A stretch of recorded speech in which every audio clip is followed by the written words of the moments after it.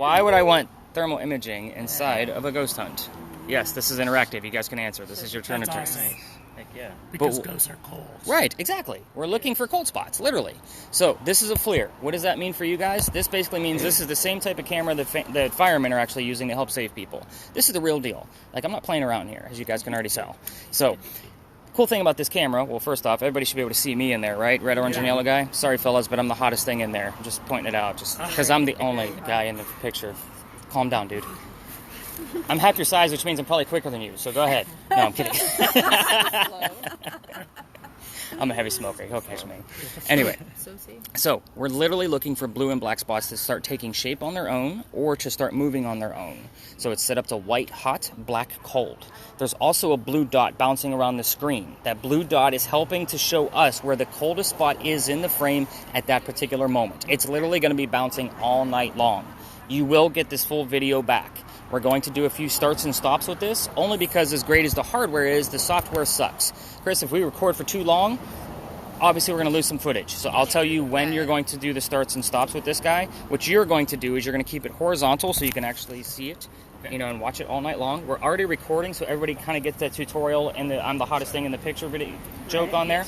But you don't have to pay attention to the timer because that goes a little funky sometimes.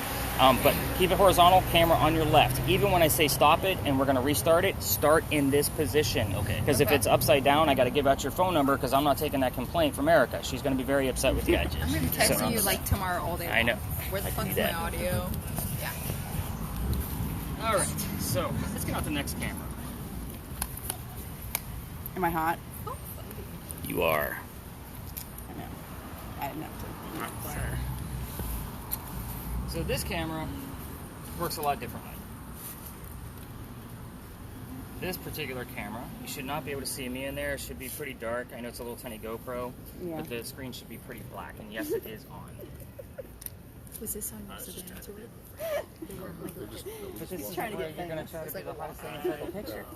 So, now we're working with IR lighting. The whole screen should be lit up in some kind of a purple hue. This is light that we cannot see with our own eyes. So the hope here is that we're going to be able to capture something we would not normally be able to find with our own eyes. Cool. So, like orbs. This thing is great for picking up on orbs and other things. So normally in my larger groups, I would also break out laser grids with this. So when we were sold out, I already had the laser grids prepped. However, I am going to keep the laser grids out tonight just because the laser grids, with the amount of people that we have out tonight, like, it can get a little funky, just so you guys know. What's an orb? So an orb is basically an attempted manifestation of a spirit. So basically, it looks like either a ball or a moving shape that might look like smoke. It's usually, some kind of transparency that goes along with it. It's usually like circular? It can be. It's more of an amoeba shape, to be quite honest. It doesn't always have to be perfect. Does it move? Does it move like an amoeba while it's in the orb? It can, yes. I've seen that in the past before, too.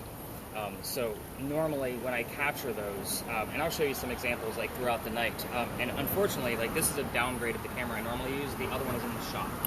So I actually had to break this one out so that way we can still have, because the other one is amazing for capturing orbs, because I actually have 10 LEDs on it versus just the 4 at the top. But basically, to answer your question, I'll show you some videos of how they move and how I either prove it or debunk it, because a lot of things we're going to see in this camera, in this video, are going to be insects. They're just going to fly by really fast.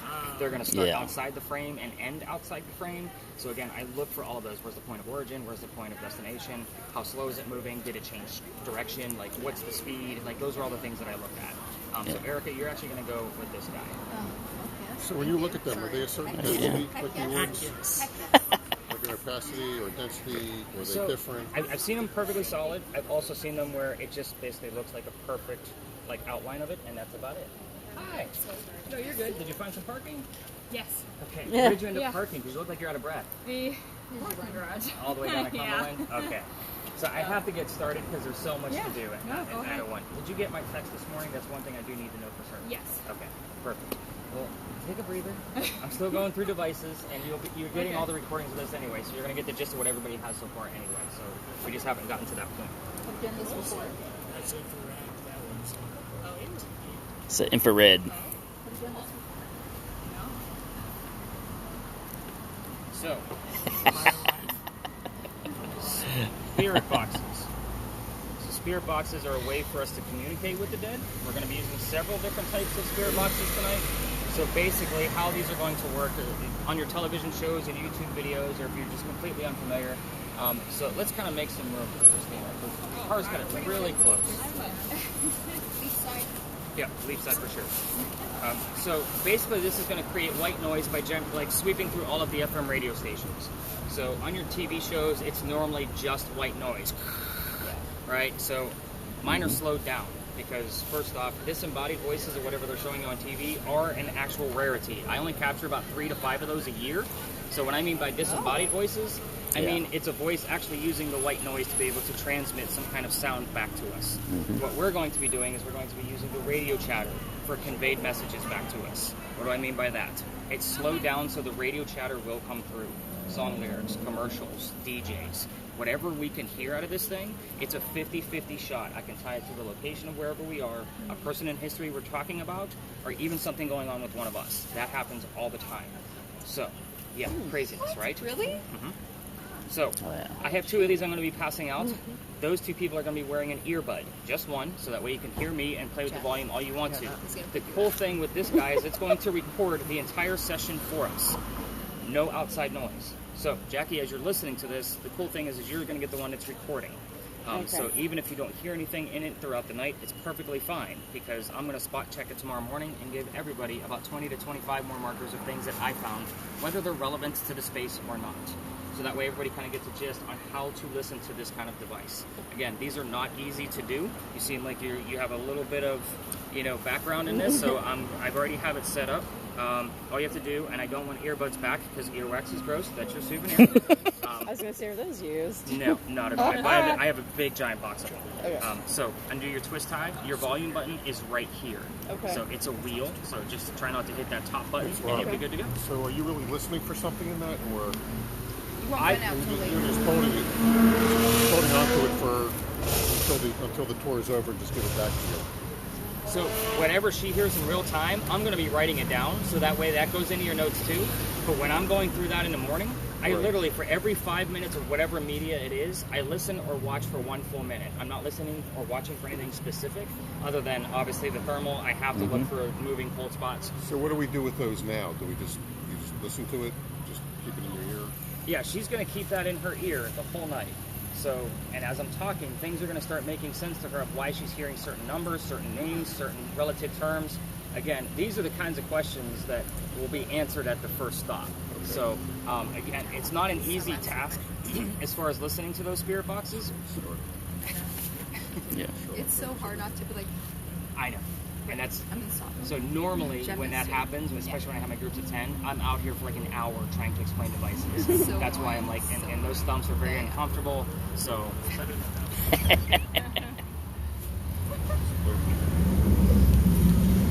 So, Christina, just because this doesn't actually need another person to be able to verify it, I'm going to give you the other one, but it is not going to record anything. So I'm going to be relying on you in real time to tell me what you're hearing out of it. Remember, you're listening to whatever you can make out of song lyrics, DJs, or commercials. Your volume button is right here, and of course your twist tie into your earbuds is right there. So go ahead and pop one of those earbuds in and get used to how that sounds. The next spirit box. This one we don't have to listen to. This one works completely different. If you are familiar with the TV shows, and some of you are not, which is perfectly fine, this would be an equivalent to an ovulus. So an ovulus is going to give us a word from time to time in the center of the screen. It's going to save all of the words into a list that are going to pop up out of this. Last night we had 99 terms and phrases pop up. So all of those words actually have a timestamp next to them. This kind of helps direct me on where to watch video, where to listen to the other spirit boxes, those kind of things. I'm going to clear out this list, and I'm going to tell you right now, this is a phone app. I have an update on it because it has over 9,100 terms in the dictionary. The game we're playing with this, is it coming from a ghost or is it coming from an app? 80% of what comes out of this thing is going to be garbage. We're just going to throw it away. It's the other 5 to 20% where I'm going to say that's relevant because. So, and we're going to get very, very specific with those becauses. So, hello. Excuse us. How are you? Good. Good, How are you? Good. Especially if I can make it to you. Sure.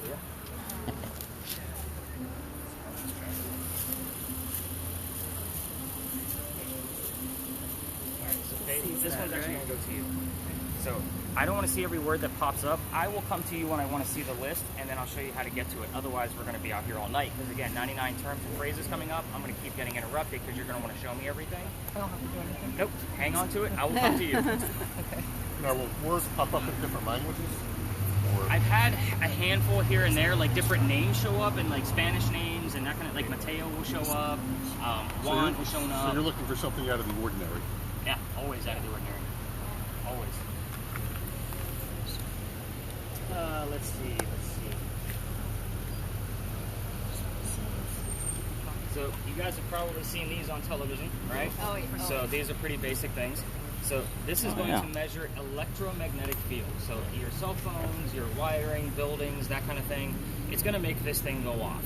I use this to actually help debunk a lot of things first. If we get a rhythm or a pattern out of it, Jeff, just let me know if you see a rhythm or a pattern. Otherwise, if it just goes erratic, just tell me what colors you see. I already have the measurements actually memorized.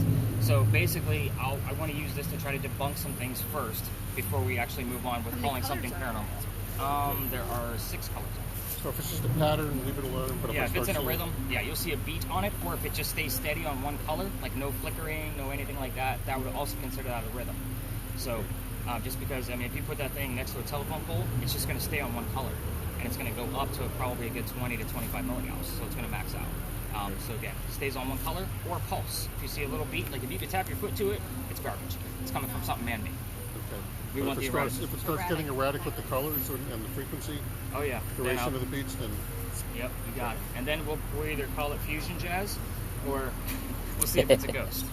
So, now, the device that Jeff has is an EMF meter. So, this one is also an EMF meter, but it's a little bit more accurate. We use Jeff's to debunk things, but we're going to use this one to test for accuracy. So, this is going to be your kind of one-handed device. Do they work together? They can. But I'll use them, like, we're not always going to be in the exact standing next to each other like what we're doing right now. So we kind of need little different intervals. So, is it Tyler? Tyler. Okay. I had a Tanner on my group last night. So that's what Where's just looks for words that are being So, talked the big numbers, 2.5 and higher. The reason I say that is because 2.5 is his second brain dot. So, and basically, I want to know what's going on. You and I will prove or debunk pretty quickly. The bottom is ambient temperature. So, in the event Chris finds something on his camera, then obviously you and I will prove or debunk it pretty quickly based on the yellow probe right here at the top. The last thing that this has is it has a REM pod built into it. That basically means it's a motion sensor. So, if something gets close to this antenna, it's going to go off. I am not touching it right now. The closer it gets, the higher pitch we're going to get, and there's different colors that you and I will talk about at our next stop. So I'm going to turn that off for now. Again, keep it one-handed, and that way you can actually handle the bag as well. All right. So you guys are all geared up. If there's more people in your tour, are there other devices you have passed out that you want to look at? Lasers. There's another spirit box that I'll use. It's totally different So style. you're going to handle the extra? No, I'm not. I have to keep track of what's going on with these devices. Yes. And that's, We're she's not like, going are to you miss anything. She thinks I'm not going to work with her. That's the same. So you write books on this stuff?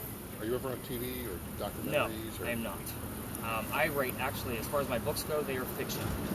My blog and podcast is where all of this comes into play, and all of my own investigations that I've done, even within the city of Charleston and outside the city of Charleston. So that's why I got excited when you guys said St. Augustine. I was just there, and I did do the St. Augustine Lighthouse last September. So, nice. And I was actually there on kind of like a PR thing. I try not to go to the spaces that are normally being haunted, but we'll talk more about that as the night goes on. Okay. All right, so When am I allowed to talk to you? So many questions, sorry.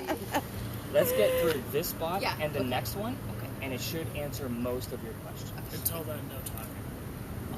Okay, cool. I can do it. I can do it. Sorry. That's great. All right, so let's talk about the space where we start now. So this is Big John's Tavern, the space I actually asked all of you to meet next to. And I do that on purpose because, of course, the place is haunted. That's why we start here. So, first off, I guess I should make one thing very, very clear. Erica and Chris, you both have cameras. People do not like their cars to be filmed. People don't like to be filmed themselves. And Chris, people definitely don't like their apartments to be filmed. Okay. So, There you go. I know. That's why I've been He's a peeping Chris. cameras. I know.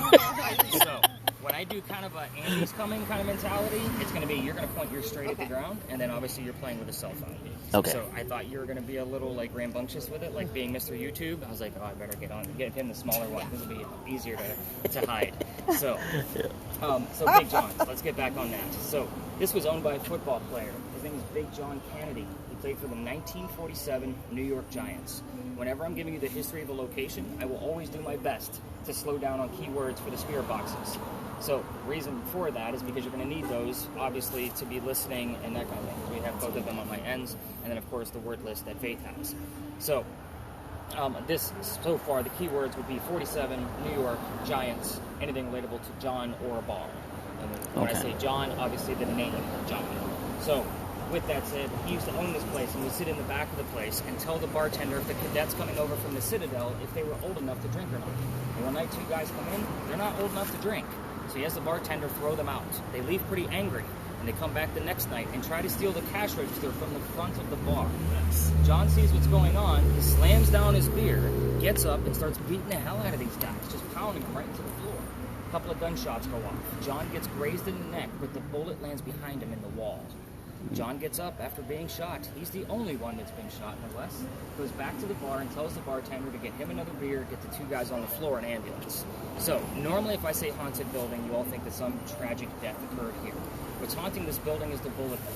It's allegedly still here. I say allegedly because this Big John's that we're now looking at is a new renovation. So I have not been able to recount where that bullet hole is, so my guess is that they filled it in. But that doesn't mean that John's blood is still not inside of this building. People that sit in the front of this building tend to get a little queasy, nauseous, or headache. Where did you guys sit when you guys ate dinner there? Right in the middle. Okay, so you're probably good to go. Most people, again, it's right inside that outer window, that front. So, with that said, that is your heated warning. You're going to be dealing with paranormal activity tonight, fingers crossed, and I do not know how it's going to affect any of you. Anybody feels any of those symptoms, I need to know. Like headache, nausea, dizziness. Like, it's a very, very big deal. So I won't say that people haven't passed out on this tour or that I haven't had to call EMTs, and it's not from our heat. So, again, take that for what it's worth. We'll talk more about that as the night goes on. So, Tyler just looked at like, yeah, right? So, no, I wasn't worried. That's the thing. Yeah, it's a very important thing. So, same building. Let's get our mind off of our own health, because Christina's been quiet the entire time since she got here, and now she's wondering really what she signed up for. So we had a big earthquake here in 1886. If you didn't already know that from another tour of any type, now you do. Every tour in town talks about it because this is South Carolina. We're not supposed to have earthquakes here. So we're going to talk about those bolts later on. Don't see you're killing my thunder over there. I know. The white mantle that's in the middle of the building also wraps around the front on the East Bay Street side.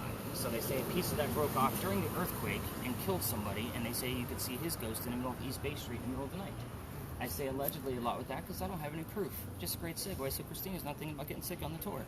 So, see, I'm going to call you out. You showed up late. That's what happens. So, all right. I'm just giving you a hard time. Right. It's Saturday night. It's hard to find parking. All right. Is everybody ready to go ghost hunting? Yes. All right. Yeah. Question. Like all these buttons, do I just leave them alone? For now. I'm going to show you more. All right. Let's go this way, guys. I love all the questions. You guys are going to kick me on my toes for sure.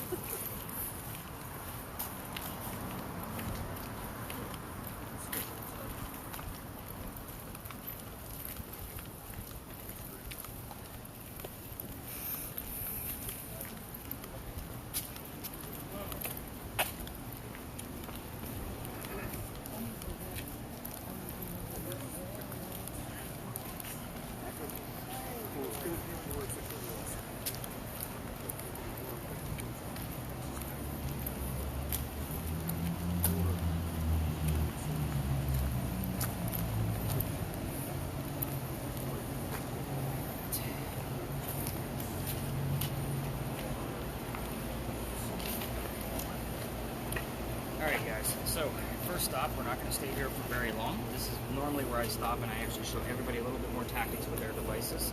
So again, we're going to keep it really simple here and very, very short.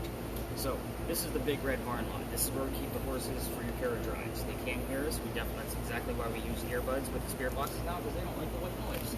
So the history here is super simple. I made it that way on purpose so we can get started talking about your devices. This is the same red barn that held horses where they actually delivered milk and eggs to the residents of Charleston. So, again, very, very simple. Let's get into these spirit boxes. How many different flavors of spirit boxes? Three total. Okay, so I have 6 total, so I have to like sometimes do a hang out. So spirit boxes, and think about a Ouija board or what they actually ask on TV. What's the first question everybody wants to ask when they get a communication device to a ghost? Is there anything here wants to communicate? Is anybody here? Right. So, I hate that question. I do. And that's the reason why I bring it up. Because if somebody hears the word no, that means somebody's here. So, we're not going to be asking yes and no questions all night long. Most of these spaces, I'll give you impromptu questions that we can use, but they will definitely not be yes and no questions, because paranormal activity is not going to be in the form of a yes or a no answer. You guys are all here for some kind of paranormal proof, whether you're a skeptic or not. You're not going to get it out of a yes or no question. We're going to go after the specifics. So I would tell spirit box teams in this location, ask questions you already know the answers to. If somebody's here, tell me what color the big red barn is. There right? we go. Something very simple. Yeah. Obviously we're looking and listening for the color red. I say looking because Faith has a word list. However, the two of you are using song lyrics and DJs to convey messages back to us, and the word red might not be available to them. Fire truck, blood, heart. If they hear one of those things after asking one of those questions, those 3 things were specifically red. I would take that as an acceptable answer. What color is the big red barn? Blood. Okay, cool. However, most of the night, I'm going to require that there's 2 other things to verify each other of what's actually happening. That could be an EMF reading, an anomaly on the cameras of some sort, 2 different words that actually coincide to the same space, that actually make sense to the same person. For example, let's say Faith's word list actually has the word art on it. Probably doesn't right now. I'm taking a stab in the dark to prove an example. But then Jackie hears the number 40.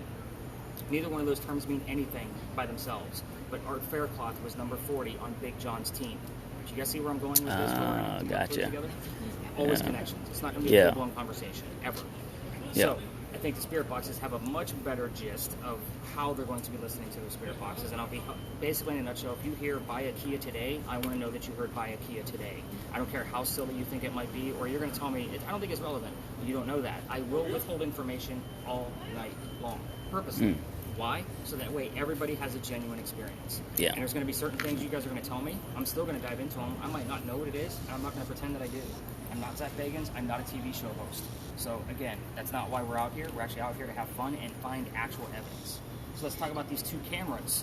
So Chris, we're going to start with yours because you got yours first. You're going to try to do 2 things for us. All right. You're going to try to keep one of us in view. I know I told you don't record people. Yeah. I meant outside of our circle. We all paid to be filmed. Everybody else did not. The reason I say keep one of us in view is because we're going to be the warmest thing out here. Yeah. So we're going to be 97 to 99 degrees. That's going to give you the array of color on your screen. Much easier to find a cold spot when we have a big difference in temperature of a coldest versus the warmest area. The other thing you're going to try to do is keep the sky out of view. The reason why is because that blue dot that's on your screen is going to default to the sky when it's in view. Why? There's no surface. It's looking for something to measure. Yeah. So again, it's always going to say it's the coldest area, so it's going to go bloop. It's going to go right up there every time. Now, some spaces that's going to be impossible to do. The only thing I'll ask is try to do your best. Okay. So just always keep that camera That's on actually your good to know. left-hand side. Yeah. The slow movements, the better. With your specific camera, we're not working with lasers tonight with that guy. So really, you're going to be a camera person. You're not even recording yet. Just because those files that are generated on that guy are giant. So we're going to start after I give the history of the next location. In the event that it gets a little faulty, which is one of the reasons why I purchased the upgrade to begin with, and then the upgrade went faulty, last night it worked out fantastic for us. So hopefully it doesn't give us any issues with the humidity, but we're going to kind of see how things are going to roll around. But the slower the movements, the better. And you two are kind of like the gauges at this point, since you guys don't have a spirit box. In the event that you can handle one camera and I have another spirit box that you don't need an earbud for, it works completely different. We'll kind of see how that goes. So again, just to kind of keep the 2 of you very engaged with everything, we'll see what's going on. Do power lines mess with this? Oh yeah, all the time. Okay. And I'll always debunk it. When we walk past that, we're going to put up to 5 minutes. Yeah. It's honestly, it's probably from a parking meter. What was the, where the hole was when I went into that? Our electrical lines for the parking meters are underneath the sidewalks. So those range anywhere between 4 to 7. So this is what's for like power surges. Yeah. Yeah, it's exactly what it's measuring. It's power surges.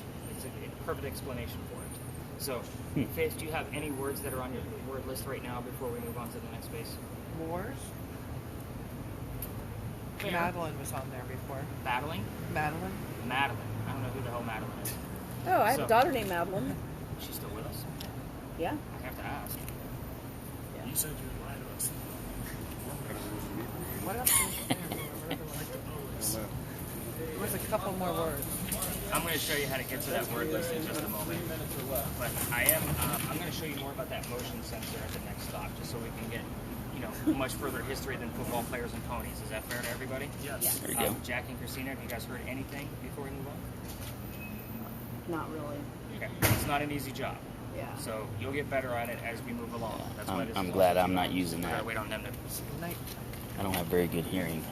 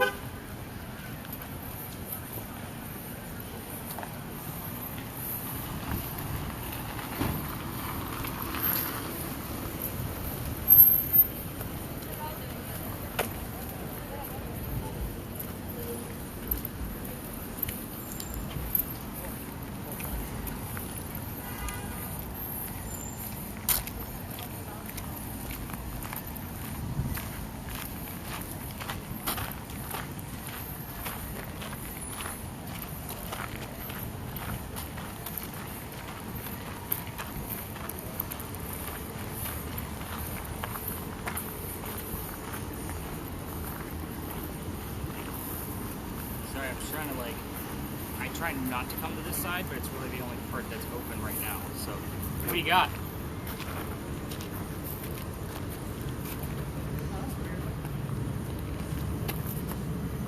Does he have a reading?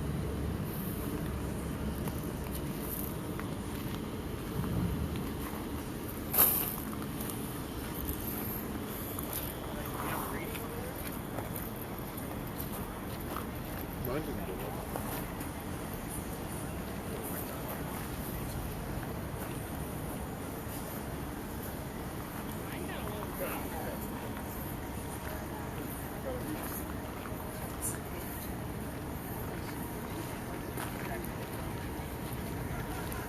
Alright, let's get you guys a history to look. So what puts the line coincide with each other? Not always. This is more specific than mine. This is way more.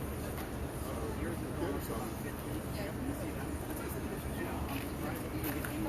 by the big red barn lot. mine's flickering. So, I'm going to be writing down both of those measurements. But again, whenever we go to a space, I'm always going to give you the history, so that kind of way you can actually explore the space on our own instead of, just kind of that way you don't miss anything. So, what the heck is this space? So, welcome to another beautiful place of Charleston. You're at a parking lot. Lucky you. So, this place used to be something, which is why we're here. This used to be the Eliza and Charles Pinckney Mansion. Their mansion actually sat in front of this space of where we're at, Plaza Parking. Eliza's Garden. Yeah, you're all over the place. Yeah, we're going to write all those down. So, Eliza's Garden was lined up with Five Creek Restaurant and went all the way across the lot. And then their servant and slave quarters were in the back of this space for the home, just so you guys know, because they had many plantations. So, who the heck were these people? Eliza and Charles had a son named Charles, and they had a nephew named Charles. That's 3 different Charleses. Do you see why we look for secondary clues at this point? We need to know who the heck we're talking to. And I guess Spirit Boxes, I should give you a fair warning. I am not going to be giving you questions like what color is George Washington's white horse, like what we did over there with the red barn. You will get the answers from the Spirit Boxes. But the son and the nephew that I just spoke of, they were signers of the Constitution for South Carolina. That's a pretty big deal for us South Carolinians, but nobody hates politics more than me. We're going to move on. So, Eliza married Charles at a young age according to today's standards, not the colonial times that she came from. So if you're going to ask her how old she was when she married, it's not going to be like 12 and 14. Those are not the kinds of numbers you'll be hearing when those answers come up. So again, according to today's standards. I bring this up because Charles was over double her age when they married. There's a big age gap back in colonial days, big age gap now, just so you have that kind of frame of reference. Anyway, as far as why she married him, her father over in England thought he was dying, and he wanted to see all of his children one last time, so he's trying to bring them all home. She didn't think he was dying, so she stayed put. It's 1744. You don't get married in 1744 for a green card or citizenship because we're not even a country yet. She married him out of love. And even after his death, because yes, he was double her age, he went first, she remained a widow. So that should answer the question if she ever, like married again or if there was, something wrong with the marriage. But no, there wasn't. So Dad got better. She was right. He didn't die right away. He starts sending her gifts to this space. One of those gifts happened to be the plant seeds of indigo. You guys have been in town for at least an hour that I know of. You've probably seen the word indigo somewhere. I can almost guarantee it. Indigo is a seed that makes blue dye that makes our blue jeans blue. So you're the only one wearing it tonight. Oh, no, Kate's got some on too. So that's how we use it today. She had to learn from her slaves how to keep it cultivated because when she got it, she had no clue what to do with it. So when she figured it out, she experimented with it here, moved it to another plantation, calls her father and says, Dad, we can make a killing with this indigo because rice plantations are going downhill. So now we have an international businesswoman during colonial times. Now, that's Eliza's business. Let's get into the weird stuff because that's why you guys are all here. Eliza was the second wife named Eliza, back-to-back from Charles. It's either really smart or really dumb, depending on how you look at it. Well, technically, 5 months apart, no less. So the first wife, Eliza, dies in January of 1744. In May of 1744, he marries this Eliza. Yeah, very, very quick. Ironically, both Elizas have a maiden name that starts with the letter L. If you want to figure out which Eliza we're dealing with, ask the maiden name. Hopefully you'll get an answer.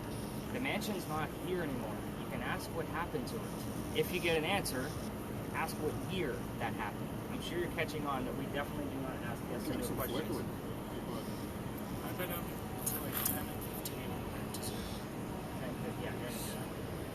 What is the last name of Eliza? Something going on. Like, you guys, when he started waving me down over there, I already kind of like had that gist. Can I walk back there for a second? You're going to miss out on the history, but by all means, do so. As far as the other questions you can ask, the children. I already told you about Charles. There are more. You can ask how many and what their names are. That's it. Reason being, there's a tragedy among those children. In the event you start poking the bear, asking what happened to her kids, all activity will stop, including the crazy readings that these gentlemen are getting. It will go down to green and 0, and we won't get anything else out of this space. I've seen it dozens of times. Don't poke the bear and ruin the tour for everybody. I've seen it. Just trust me on this one. We don't want to piss off the Pinckney family. As far as Eliza's death, that's where she's really open. You can ask anything you want to. How old were you when you died? Where'd you die from? Where are you buried? And what U.S. president was a pallbearer at your funeral?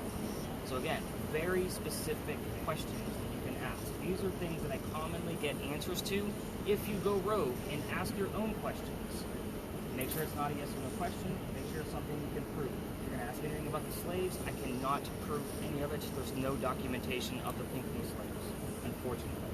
So, stick to things that we can actually figure out and get dates for, or names for, or possible feelings of certain things. So, just trying to keep that in perspective.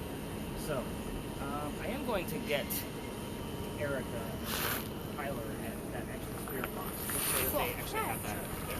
That extra. No, it works completely different. It's one they have to listen to. It's open air. It just works completely different. So we are going to spread out in this lot for about 5 to 8 minutes, depending on what's actually going to occur. You're going to see me bouncing around from each person, or Christina, you can either stick with me since you're the lone traveler through this group. That's perfectly fine too. But again, when people are going to their vehicles, we are not filming people's cars. We are not going to be lingering in between cars. We don't even go in between cars. We're going to stick to the open space that we actually have. So let's just kind of keep in mind if I was a car thief, Chris's device would be the first thing I would have because I know every heat signature on every car in this lot. So that way I know how long they've been here. I know which car I'm going after first. So kind of keep that in mind. Not to give anybody any ideas, but that would be a car thief's dream tool to have. Chris is like, yeah, it would. So we can all see it in the reflection of your glasses, by the way. It's awesome. We can see everything. Good. So if I ask a question, can I ask it without speaking it? Can they whatever makes you comfortable. And again, you have to imagine, I work with all kinds of people. Some people aren't comfortable talking to open air, not realizing that somebody might actually be in front of them waiting to give them an answer. So I'm just wondering if they hear the thoughts. I don't have that answer either. So can I actually do that in certain spaces? I can. Do I know this one specific? Nice. Yeah, this is Yeah, you're all over the map. Both of you are. So we're definitely going to be getting some different types of activity here. Have you heard anything yet? No, but I feel a little. It's like weird. Weird how? Like what happened? I want to know what happened to the sun. Like I feel my head's like a little heavy. Which sun are you Like referring a to? little bit. I don't know. You said one of them died. I said one of the children. I didn't say son specifically. Oh. They do that purposely. So maybe you're picking up on something that the rest of these folks I are feel not. like a little weird in my chest and my head. Okay. Well, you're gonna definitely stick by me then. Again, this is not a space normally. This location is where psychics and mediums normally don't make it. So if you have any kind of interest, like when I say psychics and mediums, I'm talking like professionals. That's what they do for a living. So normally they drop like a wet noodle in here based on all the EMF that's going on, and they can't take all the messages that are coming through. So if you have something going on and you want to reveal that to me, super great. I would rather know than not know. But again, I want you to kind of hang out just so we can kind of keep an eye on you, make sure you're not going to, level it or anything, or drop like a wet noodle either. So, Jackie, have you heard anything on yours? Nothing specific. Okay. Yeah. All right. Wait, I'm not understanding. Are we supposed to be asking, like, what are we doing? So basically, like, I just said I tried to get everybody to go, like, have some fun, spread out. But yeah, as far as like, who are we asking? Like, so, that's the whole point. That's what Jeff was asking. Is he like thinking about these questions and hopes that Eliza when do we get the answer? before we leave the space? You're telling us that. Yeah, I'm not gonna be hanging. But yeah, it's all about like some people just have to Who died here? So if you guys want to wander and see So what how happens, much more do they have? and you get a reading out of it, What is your name? then you might actually. Are there some people who should be like paired up together? I normally pair them up in like how things are moving. So the reason why I think you I think it's about getting the flow in it. Video along with I need that like pilot out in the open for all of those extra steps. I haven't even shown you how to use the whole thing. I'm getting the barman question.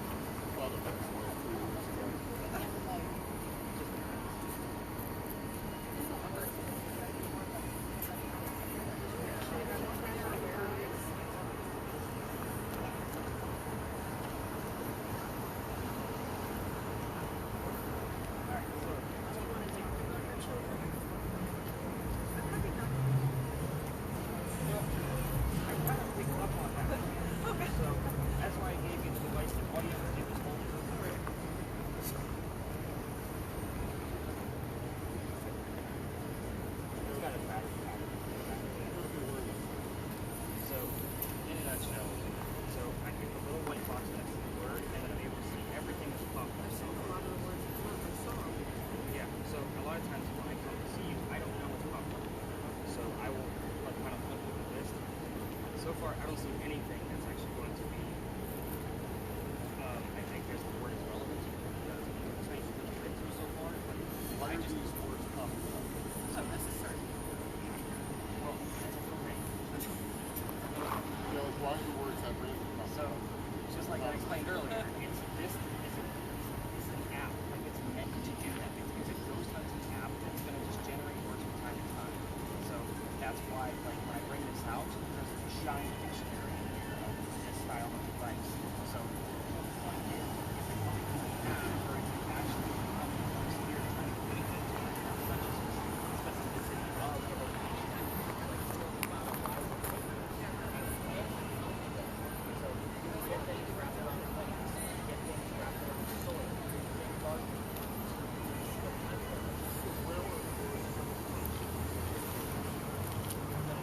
Dictionary.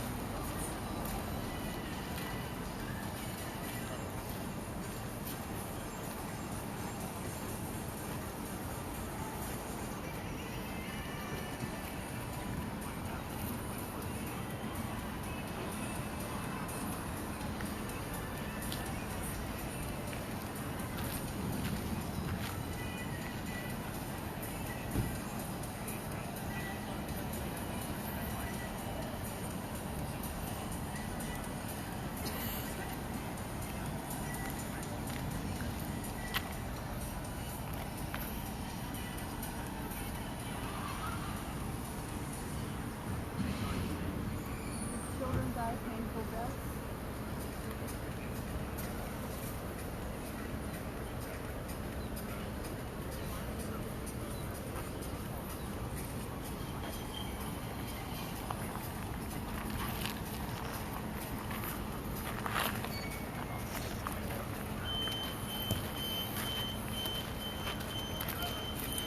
Gotta stop getting the sky up there.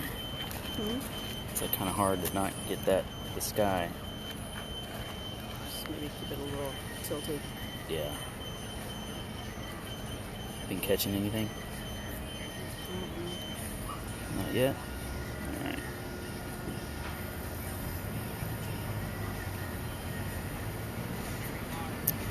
I like this guy way better than all the other ones. You said her name was Liza, right? Liza had 3 children? Is that what he said? I think so.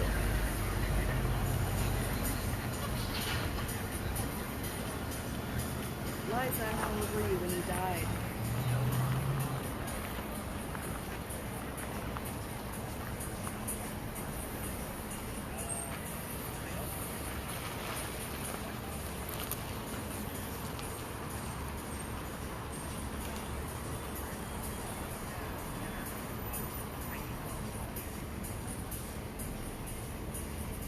Hey, what was his name again?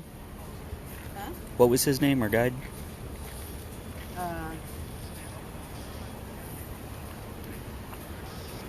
We'll cut that part out. That was my hand, by the way. That went across the camera.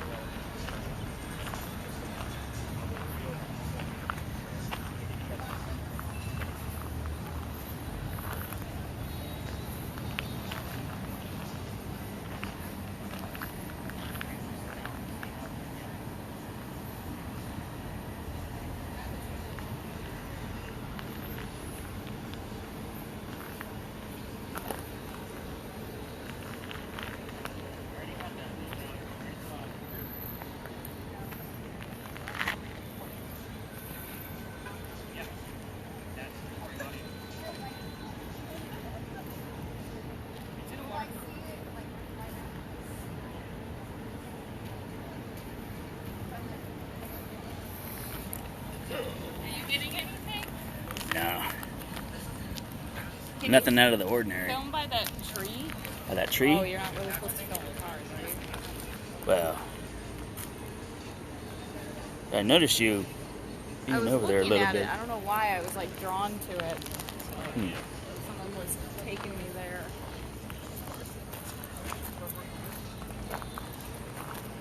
You said that Like tree, something correct? was making me want to look up the tree. I'm just curious. If you see anything.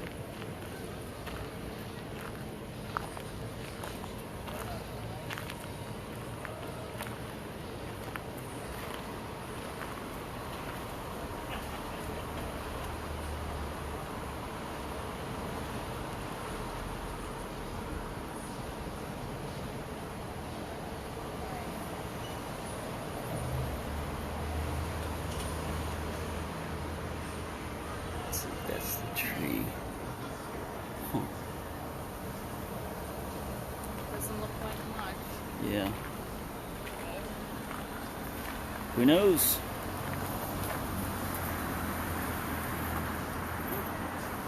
It's speeding up.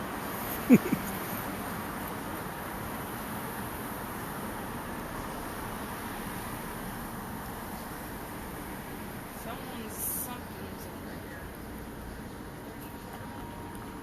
Now you have you have an E. All right.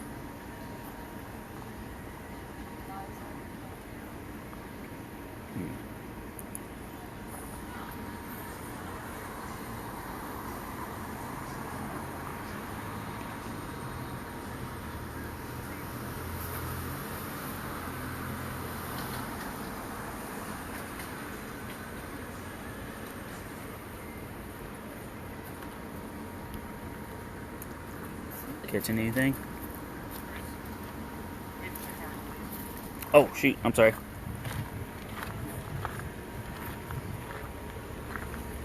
People get real funny about that, especially with filming. Gotcha. She said she was feeling something over there. So I was like, all right. She has. See if you can get something. Yeah. You got something going on over there? Speeding up over here.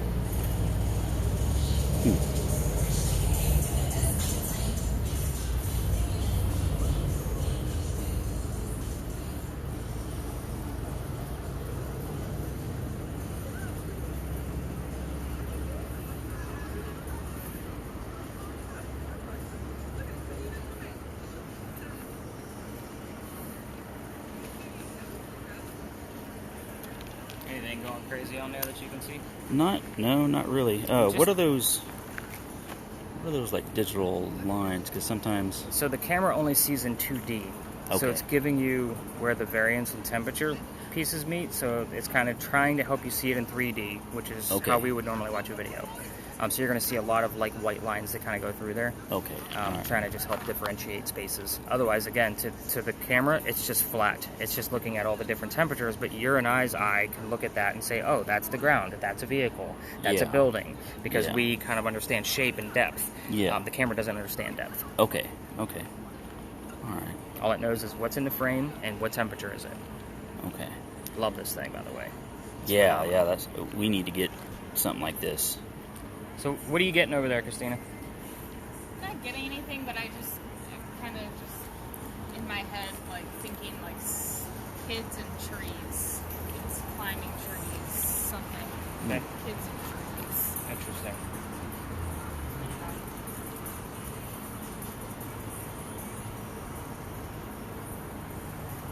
Alright, I'm going to start pulling everybody back over here.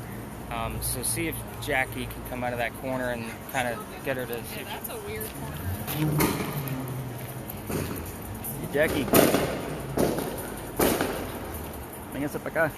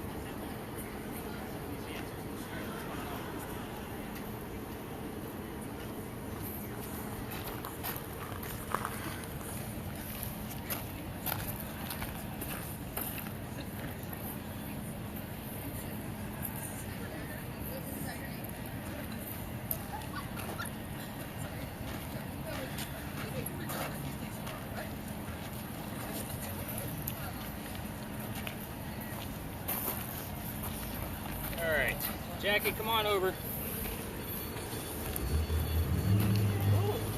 She okay over there? Hello. Hey, Jackie. She's got an earbud in. Chris, you want to go grab her? Gotcha.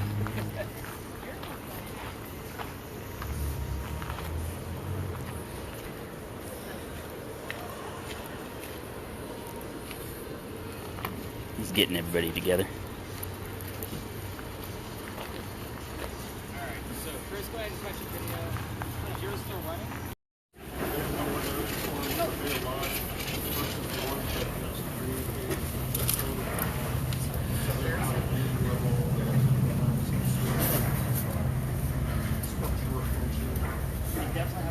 So let me explain that to the full group, because you're kind of jumping the gun on like how they essentially go. Because if I start explaining it to you right now, I'm going to be just repeating myself. Yeah. All right. So first off, we are next to hotel rooms, which is why I asked you to turn yours on mute. It's also another reason why we use the earbuds in these locations. So as far as recording, you can start recording with your camera. But you can handle the other spear box you can, or I don't want to drive it. It's the top one. Press it hard. So with that I'm mute, I don't do it. Oh, you got it. Okay, good. And then you got it. All right, so that last crosswalk that we came over, when we actually waited a little bit, I know it's a little crazy down East Bay Street today. That's where the original Charlestown Wall used to be. So you are standing on one of the very first streets of Charleston. So when I say very first streets, people used to live here. I actually have the full list of residents of every person that's ever lived down this alleyway/street. So, what names have we heard along the way? Did we hear anything? Abigail. Abigail. Yours is writing them down for me. I don't have to write it down. Jackie, do you have anything? Christina, anything on yours? Okay, so, wasn't expecting the names I commonly hear, and let me explain why. So, the names I commonly hear are Benjamin and John. I get the names Benjamin and John all the time. Every 6 to 7 weeks, I will get their names all the time. Here's one. Benjamin and John both lived here in 1801. And when I say people live down here, I'm not talking like this whole thing was lined up with houses. I'm talking like 2 to 5 people at a time. Benjamin and John are, obviously 2 out of 5 people that lived here in 1801. Do I have anything else significant about 1801? Nothing. Other than the fact I get the same names every 6 to 7 weeks. Now, John, there were 4 different Johns that lived here in a 60-year time span. So if we need to know which one, he'll give us his last name, Johnson. Again, at the same time that we'll hear John. So we'll hear a John, a separate Johnson, and then a Benjamin somewhere in there every 6 to 7 weeks. Here's why I think this is actually happening. You're standing on Belgian blocks. Belgian blocks, we are told, are made of granite. Granite has no magnetism to it whatsoever and should not carry an EMF reading at all. Tyler, I want you to put your device on the ground. And I want you to keep an eye on it for me. This is actually turning into my next podcast. Let me know how high it gets. So I'm going to keep talking. So when I stop, I'll say how high has it gotten. Just remember the number. So this is actually what I'm studying at this point, because I believe that the granite that we're standing on, because it comes straight from the earth, can actually hang on to the consciousness of memories when it's been sitting here for a few hundred years, like these granite bricks that we're standing on. I also don't believe that these are made purely of granite. So again, I can't take a sample of it because then I'd be stealing a little bit of history from Charleston, right? So I get arrested. Right? But at the same time, it's a matter of, it's basically hanging on to the consciousness of memories and spitting it back to us over and over and over again. Every once in a while I get a third name. That third name that you guys will hear, because I don't tell you the names, is Jane. That's the third person that lived here in 1801. Something must have happened here, and I just cannot see wherever the archives are. So Jeff actually asked me, is this a lower life form of some sort? No, they were still people, in my view. So my theory is they're just stuck. They're just doing the same things that they were always doing. Whereas with Eliza, I can ask questions. And the fact that you guys gave me, they're asking the same questions, or they asked that already, or something along those lines that Jackie heard, like, they know what we're doing here. Over here, no. We're just witnesses, basically watching a movie on loop. Before people lived here, they actually had a Masonic lodge here from the Freemasons, hence the name Lodge Alley. So we do get terms wrapped around the Freemasons as well. So Freemason, Mason, Brick. The term Illuminati has shown up several times here. When I ask you 2 questions in your brain is, who's talking about the Illuminati on the radio? Because that's where I'm hearing it. And it's coming from those 2 different speaker boxes. Alex Jones. But why am I only getting it in this space? Oh, better. Yeah. So I heard it 6 times last year, and I have to chuckle because I'm not diving into conspiracy theories with you guys. But again, why am I only hearing Illuminati when I'm in this space? So very interesting indeed. This location is very interesting, and I kind of lollygag here just for a few minutes, so that way we actually get some recordings. Your camera, Erica, actually loves to pick up orbs here. I've caught quite a few down here. So like nice and steady. The fact that you were going like this, I'm not going to be able to capture anything like that, and neither will you, so nice and steady. Chris is actually, like, you're doing a perfect thing. You're going right down the alley. I'm sure I'm in view, and hopefully we'll be able to capture any anomalies moving back and forth. That is another rhythm or pattern. So again, that's probably comes from the building behind you. But again, very interesting space indeed. They did do an archaeological dig on these bricks, just so you know. They found some of the residents' clothing, their tools, their silverware, and classified them as lower class. And it makes sense if you know our geography. The other part of the wall that I just spoke of going up Cumberland would have been going down East Bay Street on the opposite side of where we were walking. The smell of low tide would be coming through here quite often, and the rich of Charleston are not going to put up with that. If you've been down the Battery or even through some of our neighborhoods, you've noticed the houses are skinny in the front and they go long backwards. 2 reasons. First off, it keeps the small low tide out. Their front porch is on the side, so that way they can put a door on it and call it a piazza, and it keeps the smell of low tide from coming in. They would open up their second story window, allow the cool breeze from the water to come in, heat rises, cool air drops, old school air conditioning. Kind of see that piece now? The other reason they do that is because you were taxed based on how much street side you took. The skinnier your house, the less taxes you're going to pay. I just showed you the Pinckney Mansion site where it actually sat broad. Keep a couple of things in mind. They're outside the city walls, so if they're even paying taxes, they have Indigo money and they have the Pinckney politician money. They didn't care about the taxes. It was a matter of bragging rights to show off their beautiful home. So again, yes, did it sit broad and not go skinny like every other house? Yes, they also wanted the view of the water, which they would have had back then. Obviously, all those buildings down by the wharves would not have been there. So again, they would have had that view straight over the water at the time. So the next space we're going to go to is another alley. However, I cannot take you all the way through it like what we're doing tonight, like through this one, only because I've been kicked out of it. I will tell you why I've been kicked out of it once we get to that space. But keep in mind, you guys have all the blinky lights and noisemakers, and it's residential at the end. We're technically not allowed to go all the way through it. We tell the story outside of it, and I tell it much different than every other ghost tour in town because we're ghost hunting. We need different clues and details than their campfire type ghost stories. So again, I do a lot of research on these things based on what we're doing out here for all of my tours. Very creepy gate sound coming through, so gotta love that, right? But once we exit the alley, both video cameras are going to stop recording because we're cutting through a neighborhood to get to our next space. So you're also going to keep that spirit box on mute, Tyler, just so you know. Let's stop and go ahead and pick up your device and tell me what's the highest number you saw. 9.2. For a brick that doesn't have any EMF to it whatsoever. It never got lower than 8. Really? We actually watched it climb point by point by point. The first night I tried that out, I was like super impressed with it. But it's different. But why? That's my question. So 9.2. Something that's supposed to be stagnant. Yeah. It's creating a... It's going Yeah. up and down. Yeah. So what's it really made out of? Exactly, yeah. And why is it hanging on? Why do I keep getting all the same names over and over and over again? Yeah, so it's Yeah, I see that. By 5, by 4, now it's dropping. Did you see how it's going point by point by point? And not going from like 4 to 0, back to 6 to 0. It's very interesting. Great. Alright, go ahead and pick that thing up. Spirit boxes, did I answer your question of what I do with the thing? We're going to head up to that. It actually has a, they put a buzzer in it that's supposed to be the new upgrade, but you can't technically hear it outdoors. Like, it was the stupidest $10 I ever spent. I was like, oh, my other one broke because some little kid kept dropping it. I'll just get a new one. Oh, there's a new upgrade. It's supposed to buzz and make noise. Cool, I'll pick it up. You can't hear it out here. None of you have heard it yet. He hears it because it's next to his ear. that thing's buzzing. Yeah. Yeah, you can't hear it. All right, let's see if we can It go doesn't past buzz it. all the time. It only buzzes. Yeah, let's put it off.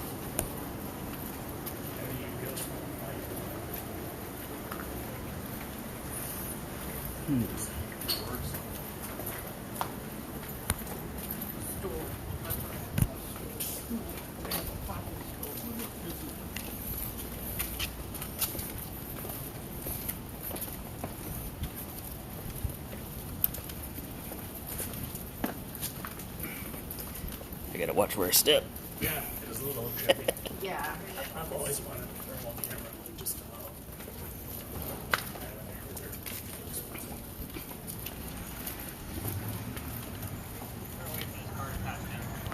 way down there. It is Philadelphia Alley. So discreetly, Erica. There you go. Yeah, you look like a YouTuber. I'm kidding. I'm just giving you a hard time. You know Oh, that, I'm right? aware. Yeah. It's not news to me. I give everybody a hard time. So, she's gonna keep it pointed at me. Watch. She's gonna look at me like a robot guy.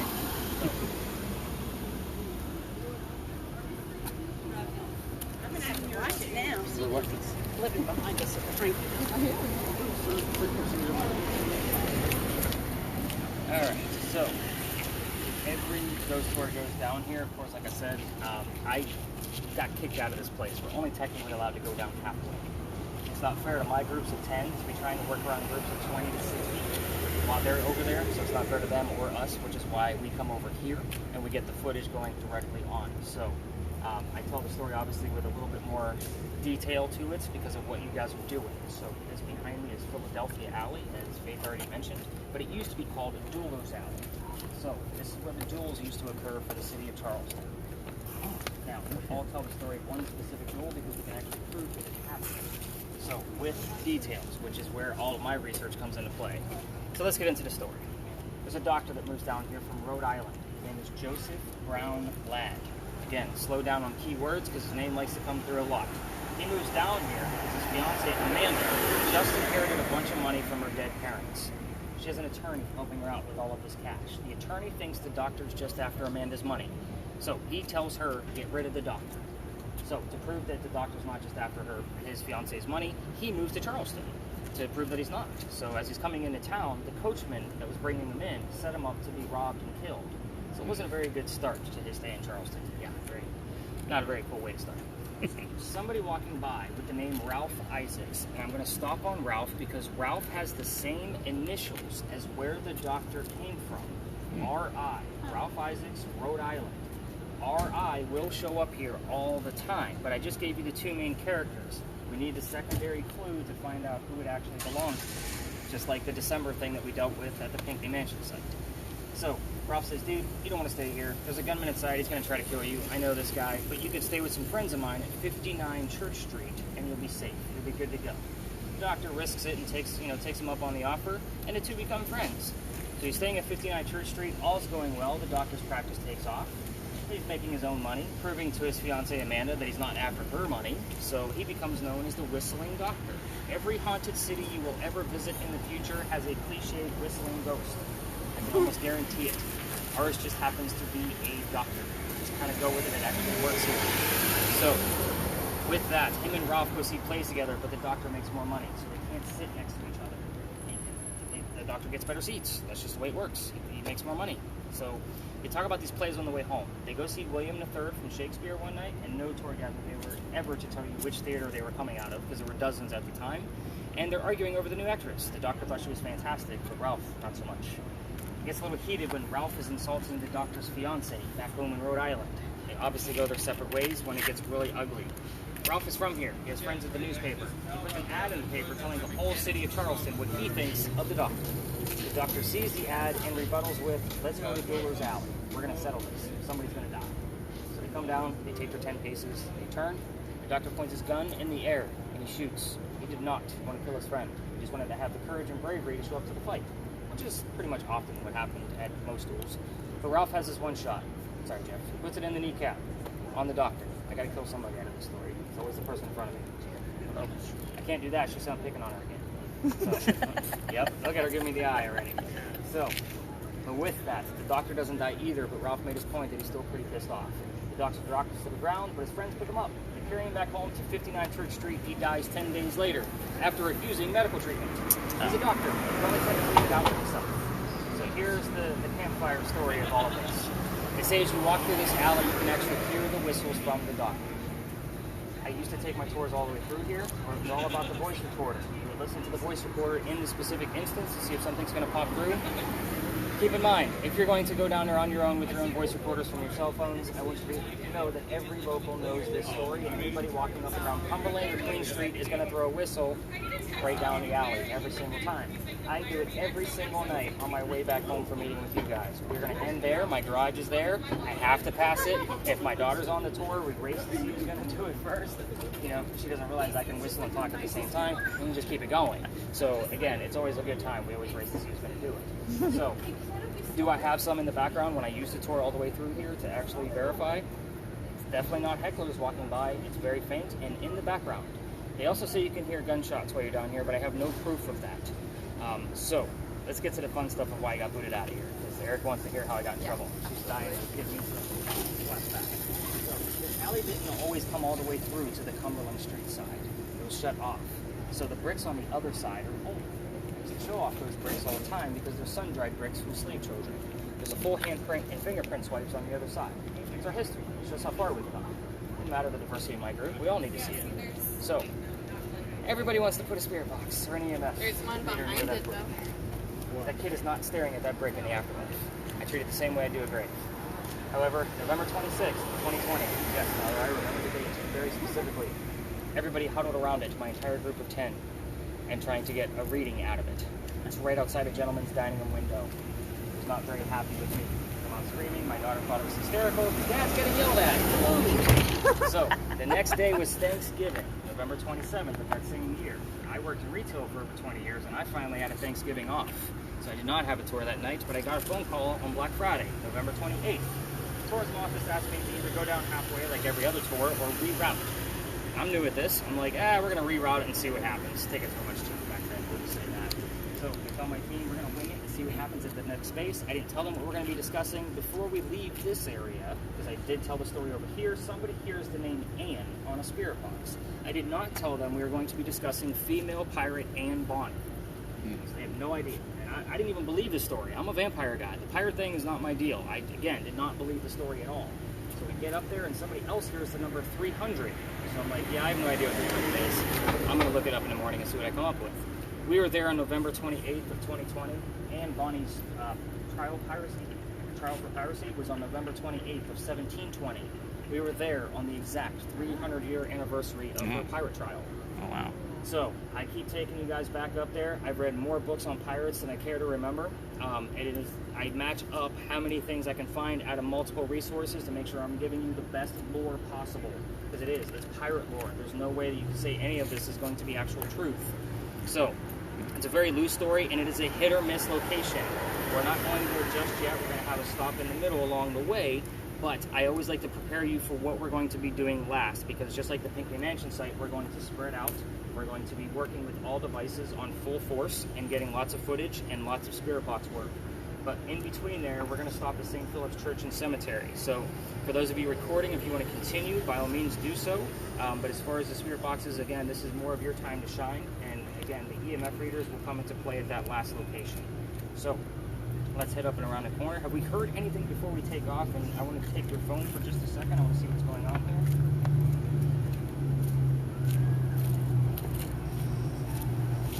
I got E is guilty.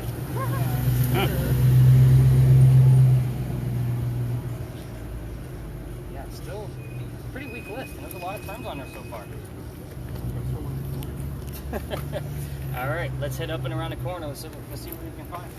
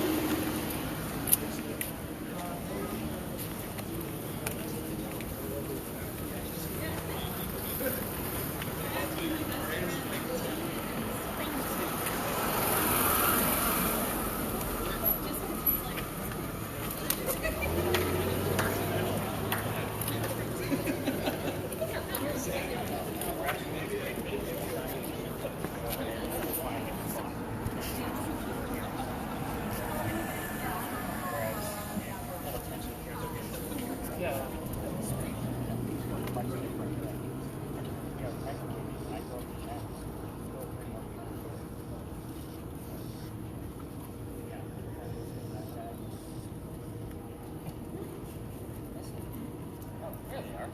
You guys are too short, and Tyler's like way tall. So oh, wait a minute, I'm doing a head count. You two were missing.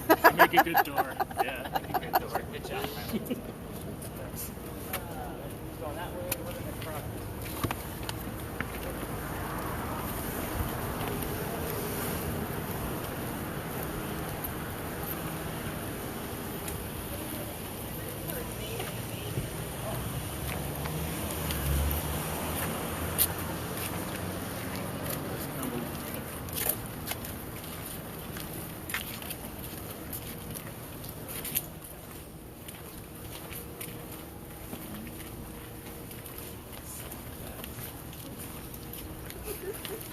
It's scary that it's on your way.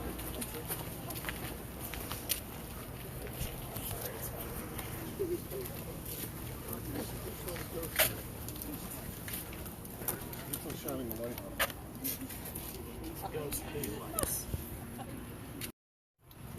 Alright. So we heard Mayday. Did we hear anything else, Jackie, on yours? I don't know if I'm imagining things, but I swear I've heard my name here and then in that parking lot. That's why I just heard things. Which parking lot? The first one. The very first one? Yeah. Okay. Probably not imagining things. And you have the one that records? Yes. Okay. I believe so. I believe it's been recording, right? I hope so. Yep. I haven't touched anything to call you. Alright, so every ghost tour, and I'm going to tell you why you probably heard Mayday here, is because, well, let me kind of point this out, and it's a stretch, so I'm going to wait to see if there's a number that goes attached to it, but Eliza's husband is buried over here.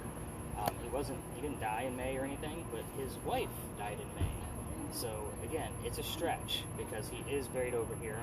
I'm going to see if something else pops up around that. We normally get things relatable to Charles Pinckney while we're here. I know that sounds weird considering I told you I don't get much out of actual graveyards.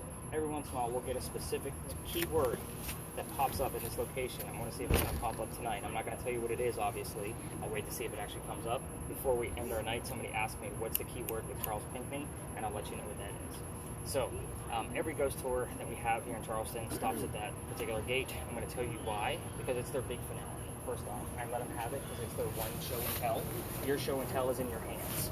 So again, half the reason why most of you came to this is to use the devices, except for Faith. She's like, I didn't know I was going to be working.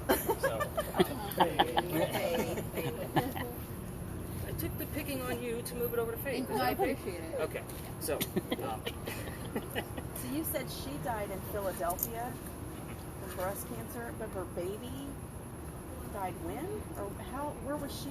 Why was her and baby not together? when The George, the youngest one. George died in 1747, And she died when? 1793. Oh shit. Okay. So, but they kept him mummified that whole time. It's a possibility. Oh. Okay. Okay. It's my theory. That's Yeah. why I say, like, there's no validity in that. Oh, okay. But it is a common practice for those times that may have happened. Gotcha. Okay. So, let's talk about the cemetery for just a moment, why every ghost tour stops up there. There's two different sides to the cemetery. If you're from Charleston, you can get buried on the side that we're sitting on. It's the eastern side, because there's two different sides. Across the street, we have the western side. So that's why Charles Pinckney, the husband, and Charles Pinckney, the nephew, are buried on this side. They're both from here. So, your 7th Vice President, John Calhoun, is across the street, not from here. He goes across the street. They actually shuffled his ass back and forth trying to figure out where the hell he was supposed to go. So, they didn't know that he wasn't from here. He just lived here for a very long time. But every tour is up there because there's a sign right inside the gate that says there's no ghost here but the Holy Ghost.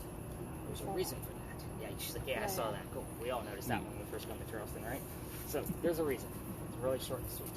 1888, a young lady dies by the name of Sue Howard Hardy. Now, we just talked about initials with Ralph, and I hate even telling you this because it's very campy and cheesy. Sue Howard Hardy.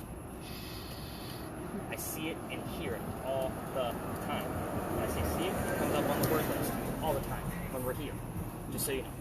So, she dies 6 days after her stillborn child. Very abrupt ending.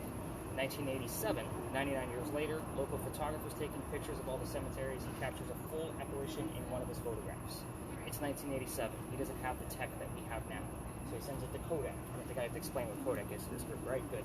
So I get that sometimes. You'd be surprised. Chris is down there laughing. The kids think it's a bear. Yeah. I hear it all the time. Is that a bear? No, that's a Kodiak. I'm talking about Kodak, the camera. So he sends it to Kodak. They don't know what to do with this photograph either. So for guys like me, this picture is actually like gold, right? However, it is cursed. So females, it's cursed to females. Basically, if you handle it, even in a digital or it's, cell phone, tablet type format, same symptoms we talked about at the beginning: the headache, the nausea, the dizziness. Pregnant females probably not going to have a good pregnancy based on the gist of the story. So the only thing I ask is, don't touch my damn tablet. I'm not going to be the guy where somebody had a great vacation and 9 months later I cursed your family. I'm not going to be that guy. I am going to show you all the pictures so you can kind of see what they're going through. But again, this is a ghost hunting 101. Apparitions are part of that. So an apparition is basically a ghost that appears in a picture, like an orb that we kind of discussed earlier. Somebody asked, Tyler, I think you asked Jackie earlier if she saw the orb ahead of time. Yeah. I have yet to meet anybody that can see an orb with their own eyes. Yeah. Just so true. There's certain types of film that were captured that way. So I'm going to go 2 by 2 all the way down on the line here so everybody can see it. Alright, so the two of you, Jackie will move you over. So this is the full picture. Here's your apparition. Oh wow. She's praying over her own grave. That is her grave, and that is a baby basket next to her. And it's funny you brought up Eliza's baby George, because this is probably another instance where the baby's buried with mom. Stillborn child. Yeah. So like, why are you okay to abduction? Is that a lady? It's only reasons. Females is what I'm told. I'm not willing to test it. So, full picture. Here's your apparition. And the baby basket next to her. Everybody kind of forgets on that piece. Who took this for you? Cannot remember his last name, to be quite honest with you. But it was a local photographer at the time. That's definitely there. Yeah, you can't make it. And he developed his own photographs. I'm just gonna get a strap for the pirate across the street. Did you guys see the burning gas lamp down there up in the distance? Yeah. So what? The burning gas lamp they're flickering down there? Yeah. That's the pirate house. So somebody does live there. There's a big anchor on the front of the house. So don't go in his backyard looking for ghosts. He gets angry too. Don't ask me how I know these things. You can imagine all the research I have to do when I'm down there. But anyway, let's talk about the pirate house and why it's important. So that's where Blackbeard's men would actually come off their ships, and they would actually have a place to stay. They met a few ladies. The cool thing is that they dug a tunnel underneath the pirate house, going 1 block away south towards Dock Street Theater. Dock Street Theater at the time was called Planters Hotel. It was a poorhouse, a playhouse, and a hotel. Obviously, we're talking pirates. The poorhouse was a major attraction. But pirates were our first stagehands. They were going over there to work, in between bartering with the locals. He shows up here all the time. He's fine. He's friendly. So, again, there's a couple of rumors about that tunnel, even though we just filled it in the 1990s. So first off, we're below sea level here. Why the hell did it take us so long to fill it in? It probably flooded all the time, so I have no idea. There's one of the rumors is that Blackbeard left some of his treasure there. I call that one out because we all know that treasure's in North Carolina, not South Carolina. If you know anything about your pirate history, Blackbeard was protecting something up there in Open Coat. That's right, Josh Gaines. So, I know, right? The other rumor is that it went all the way out past White Point Garden.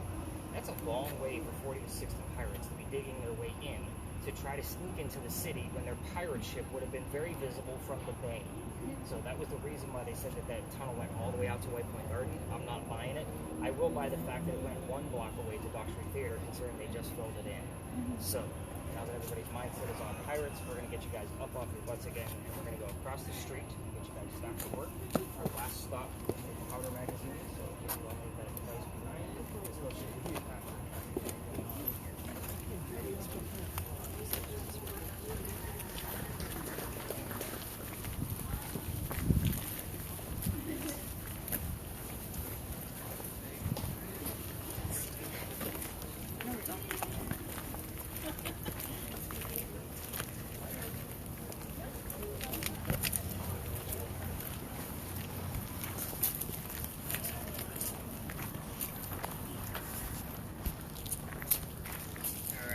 You guys are both still recording? Oh my god. Yeah. You're fired. I have to, Fired. to shift my focus, Erica, to pick on Chris for the remainder of our time. All right. I'm pickable. Have you been recording at all? We're going to find out. his battery's getting low on the his backpack battery. So he was recording. So keep in mind, more people coming through, Chris. Got Andy's coming. Yeah, exactly. Erica, good job. I seen that instinct. Nice. So 1708, young lady moves here from Ireland. Her name is Anne Cormack. You can already kind of see who this person is, right? She moves here with her father and his mistress. The mistress is her mother. Is everybody with me so far? Erica, you got it? What the? Kinda give me a funny I look. got it. Okay. That's awful. Interesting. Okay. The three of them are running away from his wife. How angry was she that you have to get your ass on a boat and leave your country? Just saying. 1708. It's the only way to leave. So they land in Georgetown, just north of here, in between us and Myrtle Beach. Dad buys a plantation. Mom dies pretty quickly. That means he has to send young Ann down here to Charlestown to be able to sell things from the plantation to keep things afloat. Sounded like a firework, didn't it? Yeah, what the hell? I don't know. So we're going to kind of think back in time a little bit. Anne back home in Ireland was kind of a badass. They say she actually killed one of her servants with a knife to the belly when she was only 10 to 12 years old. Yeah, she was pretty hardcore. So we're going to fast forward. Building's done in 1713. Pirates are coming through town in 1715. Anne's pretty stoked, and she's going to fall in love pretty quickly. Guy number one turns out to be James Bonney. You can all see where this part's going. So Dad doesn't approve because he's a filthy pirate. They run away to Jamaica. They get married. Anne Cormack becomes Anne Bonny, your most famous female pirate of the Golden Age. Now, when they get down there, James Bonny is not the swashbuckling, rum-drinking Captain Jack Sparrow kind of guy that she was hoping for. This guy is a privateer. He's a spy for the British. A coward in her eyes. Yeah, what a jerk. So, this isn't the guy she wants. So a few years later, she falls in love again. Guy number two. This guy turns out to be John Rackham, a.k.a. Calico Jack. Calico Jack is the character that they base Captain Jack Sparrow off of. He's a very quirky character. He has his own ship and wants to be part of it. You can't put a girl on a pirate ship because girls curse pirate ships. They're bad luck. So he makes a deal with her. If you dress like a guy and hide your gender, you could be a female in my quarters, but you'll also be part of the crew. She's okay with this because Dad used to cross-dress her as a boy back home in Ireland to keep her away from his wife. So she's like, whatever, I'm a pirate, let's go. We're all adults, put two and two together. Being a female in his quarters is eventually going to get her pregnant. You cannot have a pregnant pirate dude on the crew. It's not going to work out. Somebody's going to figure out that she's a female. He drops her off in Cuba. These are friends of mine. They'll help you deliver the baby. Come back later. We'll figure it out. She has the baby, but returns with no baby. We have no idea what happened to this child. I dug and dug and dug. There's no reference of what happened to this child. Come up with it on your own or ask your spirit boxes later. But she's also dressed like a female. This makes Jack pretty angry. He doesn't want her dressed like a female. He needs to hide her gender. While she was away giving birth to his first child, Jack captured another pirate crew and they're down below deck. Anne's going to go flirting because that's what Anne does. Guy number three. Guy number three turns out to be female, just like a guy to be part of the pirate crew that Calico Jack just captured. What the? So now we have two females dressed like males on the same ship. Her name is Mary Reed. Now, her and Mary become friends, possibly lovers. We'll never know for certain, because pirates they can be back and forth, you never know. And the British find out where they are. They send their entire fleet of ships to come take down one pirate ship. Anne and Mary are the only two pirates not drunk enough to come up and fight with their one-bullet flintlocks, probably because they don't know how to use the cannons. So, what do you think's going to happen? They're obviously going to get taken, right? So as they're being arrested by the British, Anne looks at her captain and her beau, Calico Jack, and she says, "You should have fought like a man instead of being hanged like a dog." Yeah, so dog is obviously a prominent spirit box term here. The judge wants to see the two men that fought back by themselves after he's already tried and hung Calico Jack and the drunken crew that wouldn't come up and fight. So the two ladies go in front of the judge, which, by the way, his name is Nicholas Laws. So if my name shows up here, it's usually relative to him, not me necessarily. But anyway, they go in front, they reveal their gender. He doesn't care that they're female. He's still going to hang them. They're still pirates. So we plead our bellies was the last thing they said, basically claiming to be pregnant. Why? Because you cannot hang a pregnant woman in 1720. It's illegal. So he delays the hanging and sends them both back to jail. Dad is still here in the Charleston area with all of his Irish money. He bails out Anne, brings her back home. She remarries. Husband number 2, guy number 4. Just so you guys keep track of that. And Chris is like, yeah, this is crazy stuff. So, has 4 kids and dies at the age of 84. Wow. That's all we know. As far as Mary Reed goes, she died a year later in 1721 from whatever pirates died from in a Jamaican jail. Use your own imagination. Unfortunately, I have to think of scurvy and bumpy growths every single night. So, 2 things that I left out of this story for you spirit boxes, in case you want some impromptu questions that I can actually prove. Those 2 questions are the name of Calico Jack's ship, for one. I know that one for certain. You can ask what that is. And the name of Anne Bonny's parents. That would be the father and the mistress. I am going to steal one more minute of your guys' time before I spread us all out and tell us where we can actually go to investigate this space. Back in September, first off, at the beginning of this tour, I told everybody the heated warning, right? If you start to feel dizzy, faint, little thing. Christina actually wasn't feeling so great when she first met up with us at the Pink Dimension site, but she's been doing much better. I could tell I didn't have to ask. So, back in September, I brought my team of 9 or 10 back here. The kid next to me goes white as a ghost. Yes, that pun was intended. So, I have to pick him up by his armpit so he doesn't hit his head on the ground. His boyfriend picks him up from the other side of him to get him over to that brick wall, which is where we're all going to end, by the way. And we take him over there, get him a bottle of water, he's feeling better. I then tell the story. It's important to know that none of my group knows the story that you now know about Anne Bonny. After I separate everybody and tell them to go play, have some fun, let's do a big hurrah for our last investigation, they pull me aside. Nick, we are 2 transgender males, meaning I had 2 females dressed as males, just like Anne and Mary in the story, on the tour, and it made complete sense as to why one of them passed out as soon as we entered the space. That is partially why I give the heated warning. That is not the most uncanny thing I've seen, but it is damn well close. I'm a good writer, but I can't make this stuff up, guys. Like, seriously. Yeah, You just can't. That's pretty cool. So, that's why I give those heated warnings at the beginning. You're good? So, those of you with cameras, you can go to the very front of the powder magazine if you'd like. Just don't interrupt the other tours. That means you have to exit the lot and make a left. If there's another tour there, just simply wait your turn. Once you get up there, feel free to put your cameras right inside the wrought iron gate, especially with yours, just because it's a little difficult to see in between the bars on your specific type of camera. Yeah. So kind of keep that in mind. We're not working with lasers tonight, so I'm not super worried about it, but we are going to turn up that other spirit box I gave you and use the REM pod. Those of you with EMF meters, this is not the Pink Dimension site. If we get anything, I'm going to be stoked, because we don't get a whole lot of EMF that signal. We're going to be going off of your REM pod and that spirit box that you're using. So kind of keep that in mind. Zero the whole time? Yeah, I know it's a drive, and I've been watching it as well. It's been pretty much done. So I'm going to start heading towards that wall. If you guys don't give me like super cool data in like 5 minutes, obviously we're going to wrap it up because this is a hit or miss and I don't want to waste anybody's time. So listen in, tell me what you guys are hearing, and I'm going to go chill on the wall.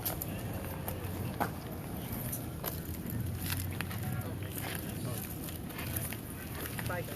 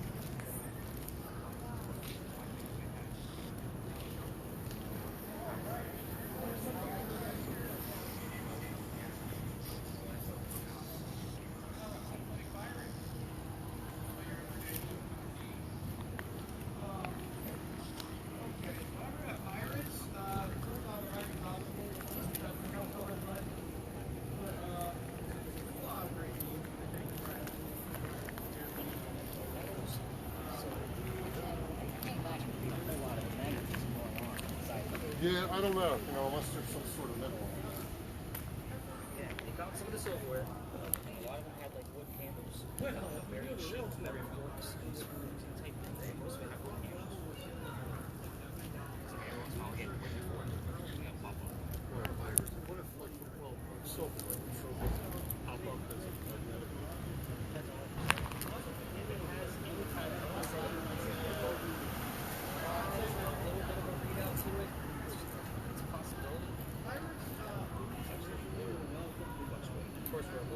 pretty close to this pole. Yeah, so that's been steady.